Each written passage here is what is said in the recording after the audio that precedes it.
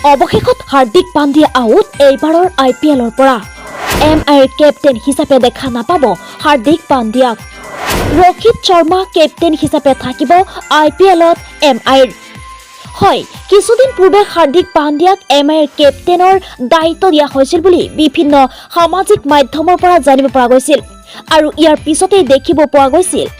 প্ৰায় 12 লাখ লোকে সামাজিক মাধ্যমৰ এক প্লেটফৰ্মত আনফলো কৰিছিল MI কিয়নো বহু বছৰ ধৰি MIৰ কেপ্টেইন আছিল ৰোহিত শৰ্মা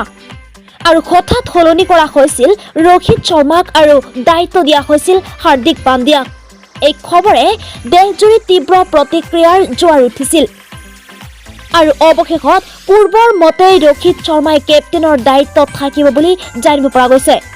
হাৰ্দিক পাণ্ডিয়াক কেপ্টেইনৰ দায়িত্ব দিয়া হৈছিল যদিও হাৰ্দিক পাণ্ডিয়াৰ অসুস্থতাৰ বাবে এইবাৰৰ IPLত দেখিব নোৱাৰিব বুলি জানিব পৰা গৈছে